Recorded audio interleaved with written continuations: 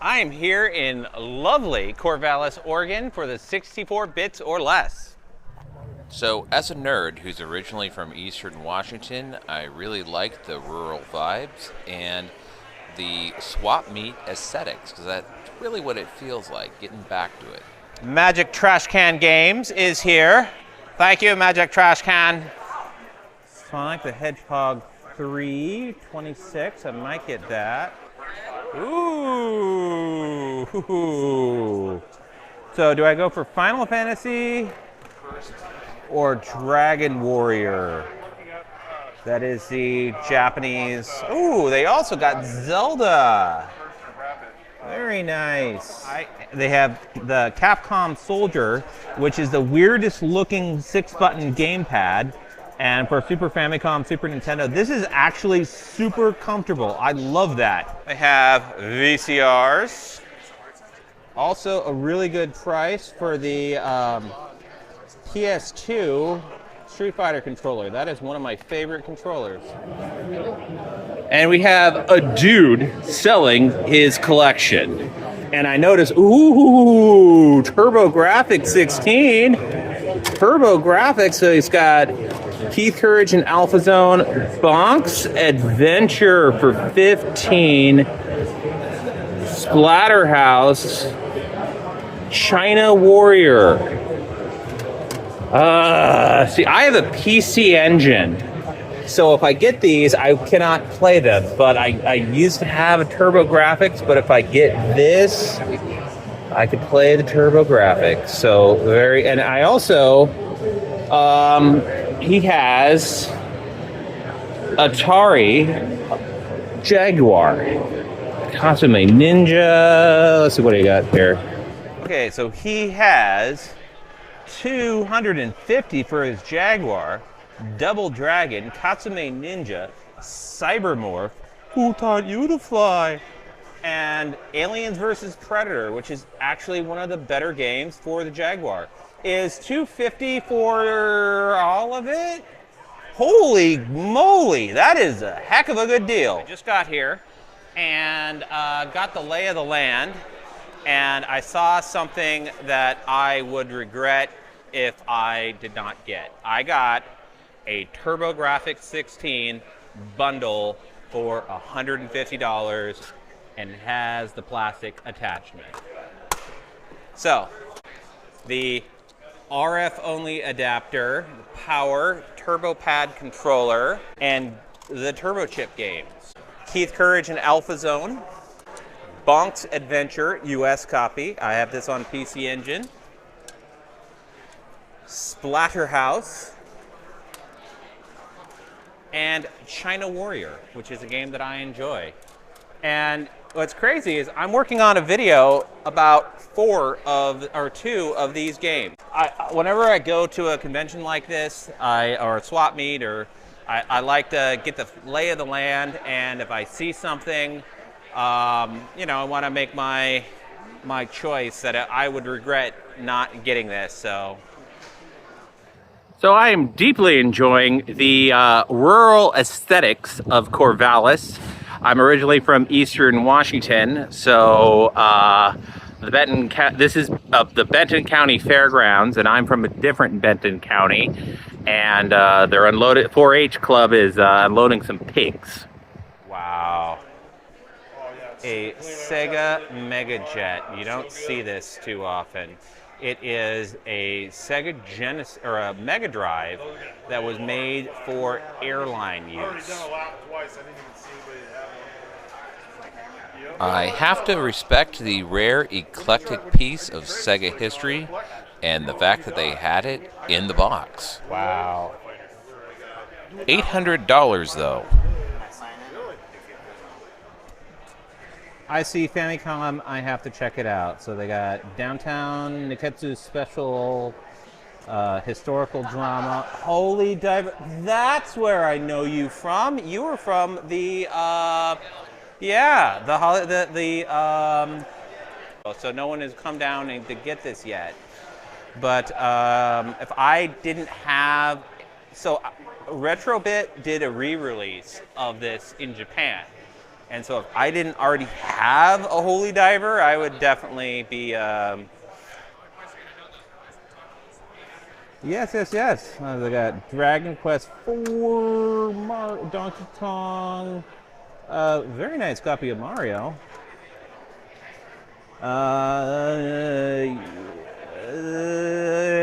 Heisei the Gin.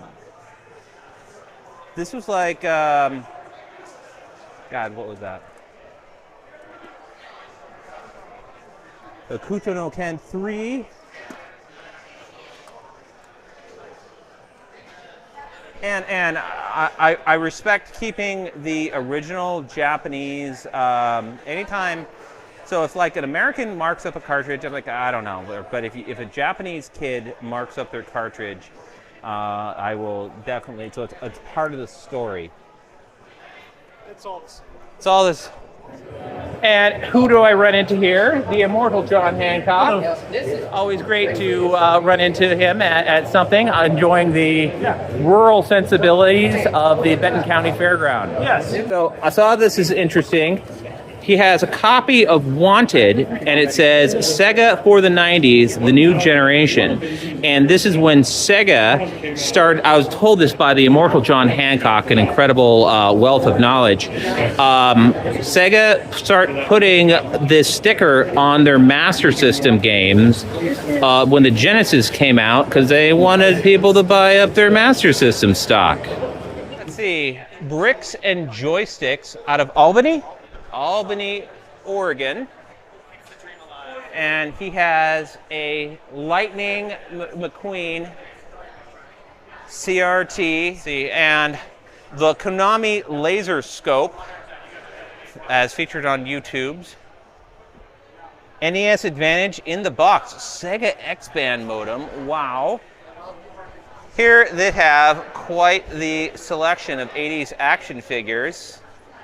I wouldn't call, okay, Transformers. They're not action figures once they get to the transformable. So Ecto 1. Now this I remember, the Return of the Jedi Ewoks playset. Giant G.I. Joe base, which the name escapes me. $70 for Metroplex.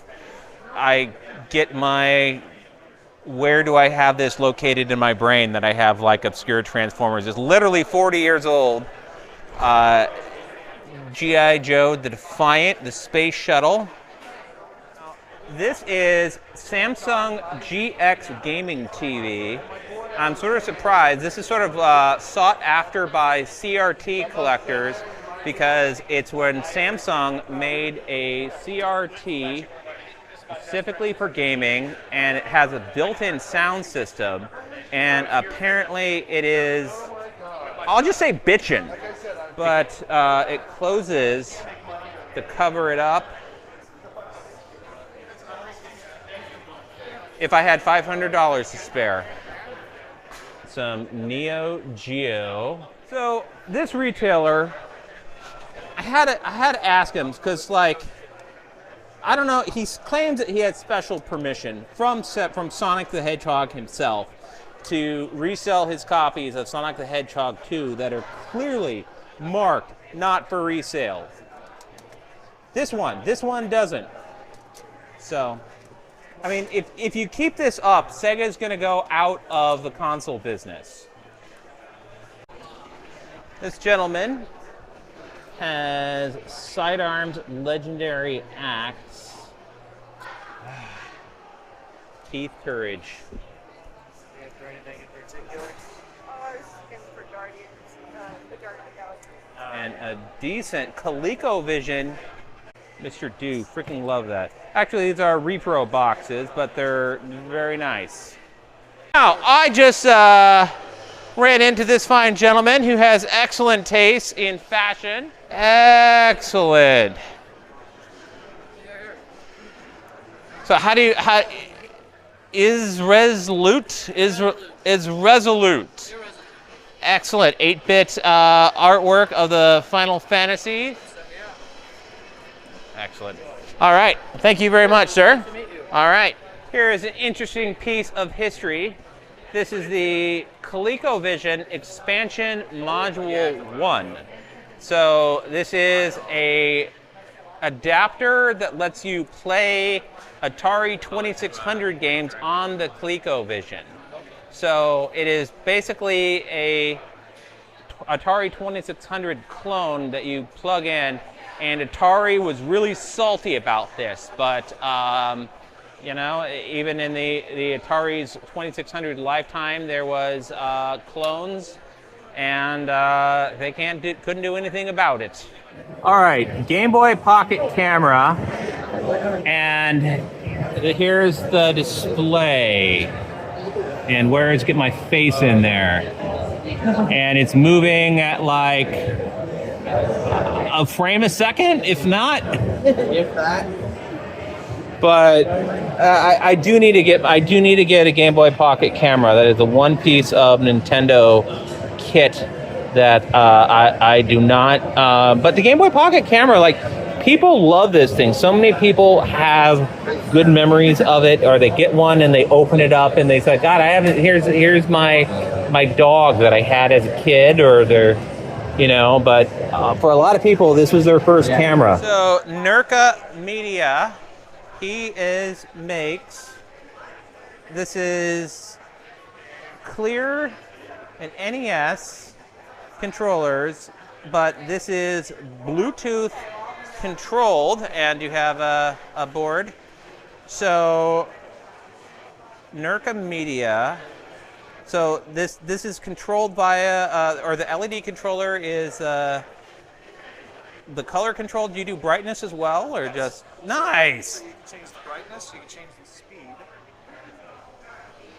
So like if you wanted it to be really, really dim, you could do that. Yeah. If you wanted it to be really, really bright, you could do that. You can change the speed of the LED patterns. Very impressive. It's all controllable with a Bluetooth phone. And Bluetooth app, sorry. and this is runs off a NES. Sometimes it's like the power draw will not allow for such things. So and for $60, so that is impressive that you're able to do parts and labor and get it working for such an affordable price. You know what? I'm going to get this guy's business card and put a link in the description. So if you want one of these, the link will be in the description. Being on YouTube, I can't imagine how many times people have said that I look like Mick Foley.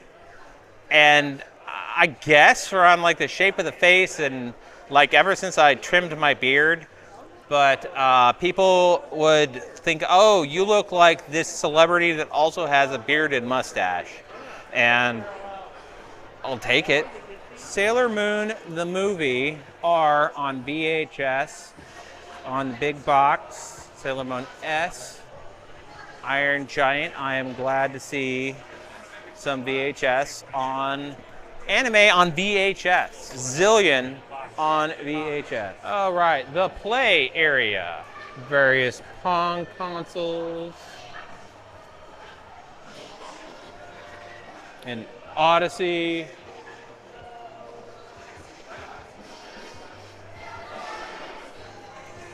In television. Oh, now I'm going to have to come back and do this because here's a ColecoVision.